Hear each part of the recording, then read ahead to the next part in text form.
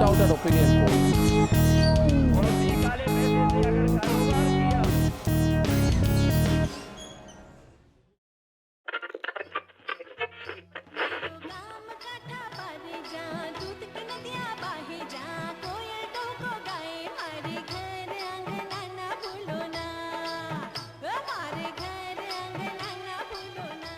देश की सबसे बड़ी दूध उत्पादक सहकारी संस्था अमूल ने साल 2022 में अपने दूध और अन्य उत्पादों की कीमतें 3 बार बढ़ाई। सबसे पहले मार्च में दूध की कीमत 2 रुपए प्रति लीटर बढ़ाई गई। इसके बाद अगस्त महीने में दूध की कीमत 2 रुपए प्रति लीटर बढ़ाई गई और फिर 15 अक्टूबर को दूध के दाम 2 रुपए प्रति लीटर फिर से बढ़ाए गए। इस तरह जो अमूल दूध मार्च में 57 रुपए प्रति लीटर था, वह अब 63 रुपए प्रति लीटर हो गया। लेकिन आपके लिए यह जानना जरूरी है कि दूध की यह खुदरा कीमतें गुजरात में नहीं बढ़ाई गई। इस वीडियो रिपोर्ट के जरिए हम जानेंगे कि किस तरह से अमूल दूध की कीमतों का खेल अपरोक्ष रूप से छिपे तौर पर भारतीय जनता पार्टी को चुनावी फायदा पहुंचाता है। गुजरात के 1/3 मतदाताओं को अपने पक्ष में गोलबंद करने का यह खेल कैसे खेला जाता है।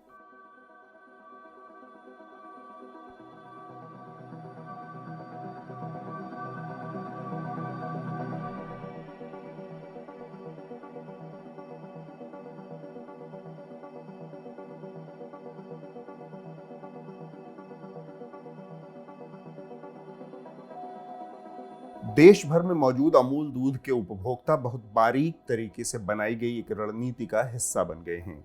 आपकी जेब से निकलने वाला पैसा गुजरात के चुनावों पर अपरोक्ष तरीके से, छिपे तरीके से असर डालता है।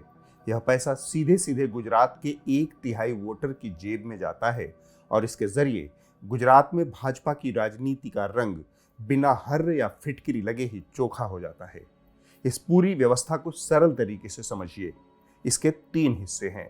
पहला तो मैंने शुरुआत में बताया कि किस तरह से गुजरात के चुनावी साल में अमूल ने देश भर में 3 बार अपने दूध की कीमतें बढ़ाई, लेकिन गुजरात में नहीं बढ़ाई गई। इस तरह एक तरफ गुजरात के उपभोक्ताओं की संभावित नाराजगी को खत्म किया गया। Last 2 years and 2 months, this is the third hike and around 4%. So you can say last 2 years increase is only 8% in milk, around 4% per annum. It's not only lowest in India, but lowest in the world as far as the Indian dairy industry is concerned. But let me also tell you, don't call it inflation. Because whatever 2 rupees we are getting, 80 to 85% is passing on to the farmers. इसका दूसरा हिस्सा ज्यादा महत्वपूर्ण है। वह है दूध की प्रोक्योरमेंट की कीमत, यानी जिस कीमत पर अमूल दूध उत्पादकों से दूध खरीदता है। इसी साल अक्टूबर महीने में गुजरात के डिस्ट्रिक्ट कोऑपरेटिव मिल्क प्रोड्यूसर्स यूनियनों ने किसानों से दूध की कीमत 20 रुपए प्रति किलो फैट बढ़ा दी। जैसे उन्होंने दूध में 2 या 2 रुपए बढ़ाए थे, बीच बीच में पूरे साल में होके 2 या 2.5 रुपए बढ़े हैं उसमें। और ऐसे इन जनरल तो हम कहीं पढ़ रहे थे कि करीब 20 रुपए पर किलो के हिसाब से बढ़ा है, तो आप लोगों तक वो पैसा नहीं पहुंचता? उसमें क्या है कि वो बोलते पर किलो के हिसाब से, लेकिन हमें तो फैट के हिसाब से मिलता है ना। अच्छा, तो वो कम हो जाता है? हाँ, फैट के हिसाब से तो 20 रुपए कैसे बढ़ेंगे? अच्छा, तो कितना आप लोगों को बढ़ता है? हमें फैट के हिसाब से सिर्फ 2.5 रुपए 2 रुपए जो पूरे साल में बढ़ाते हैं वही मिलते हैं। और आपको जो 20 रुपए बोल रहे हैं वो क्या है कि साल के अंत में जो बोनस देते हैं हमें। अच्छा, जैसे पगार में आपको बोनस देते हैं साल के अंत में, इस तरह हमें भी बोनस देते हैं साल के अंत में। हमारे यहाँ इस बार 22% बोनस भी है। अच्छा, और पिछले साल कितना बोनस था? पिछले साल भी इतना ही था, करीब करीब इतना ही था। और जब कोविड चल रहा था, कोरोना चल रहा था, उस समय कोई दिक्कत नहीं, सेम दूध में कोई प्रॉब्लम नहीं है। यह भी इस साल तीसरी बार हुआ। पहले 20 रुपए और फिर 10 रुपए 2 किस्तों में बढ़ाए जा चुके थे।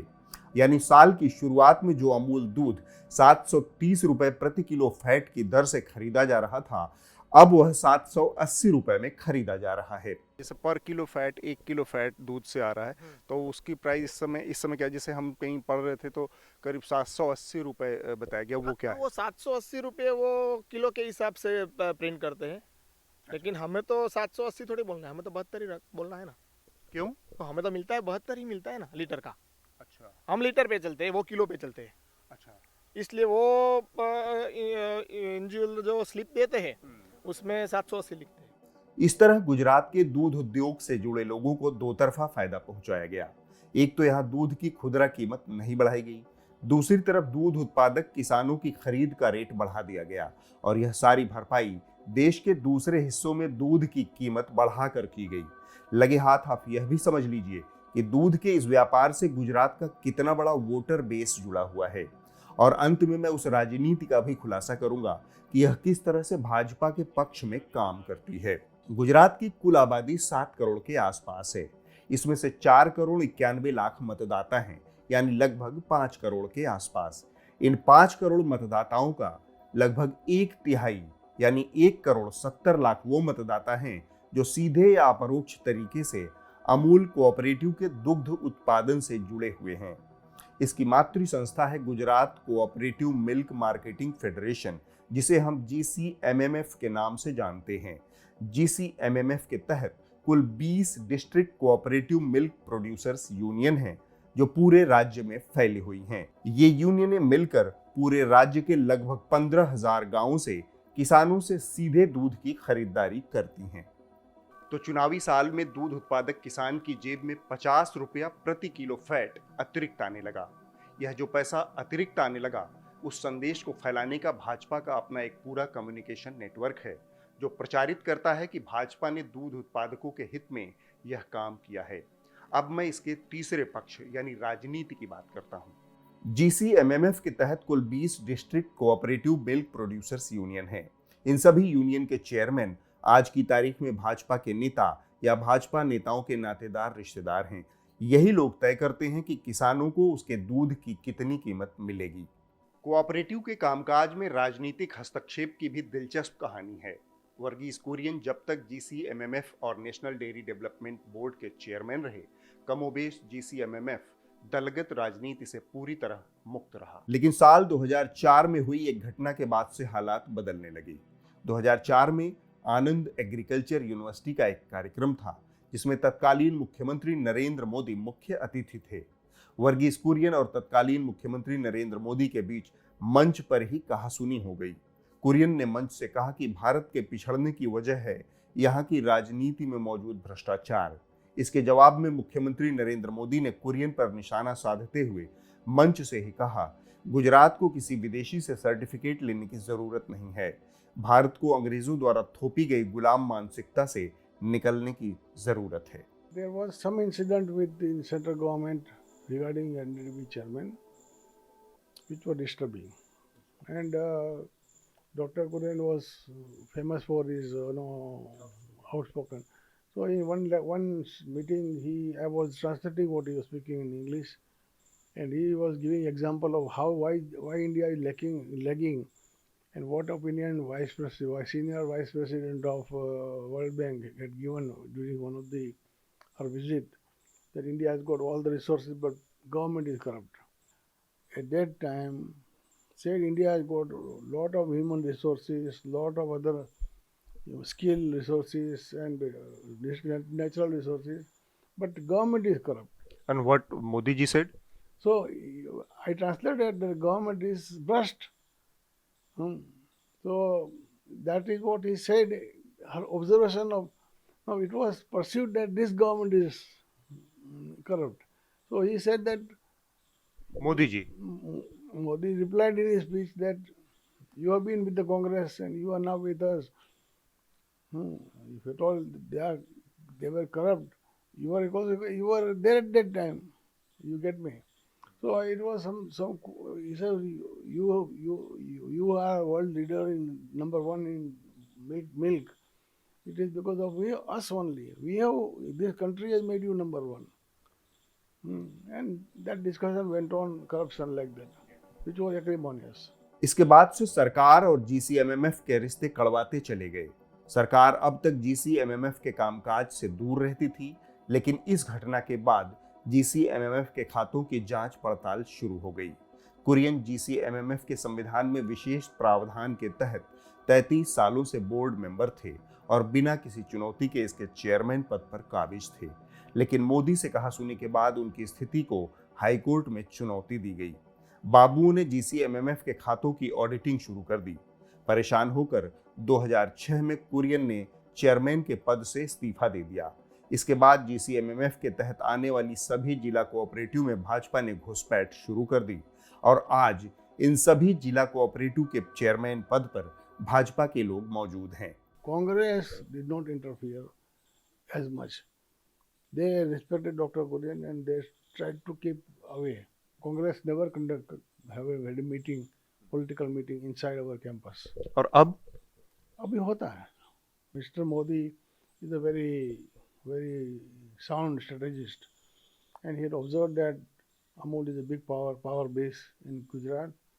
Amul has cooperative societies almost in every village.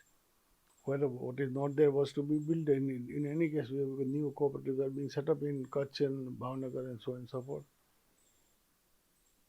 So he wanted to power base to be to be influenced by BJP versus Congress, so that his rule becomes stronger, and which is understandable.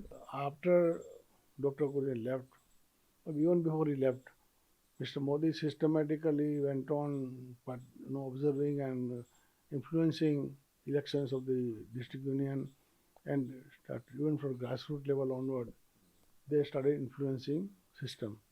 So one by one, chairman of the unions in one election were from BJP versus Congress, or those who were in Congress switched their loyalty party to BJP.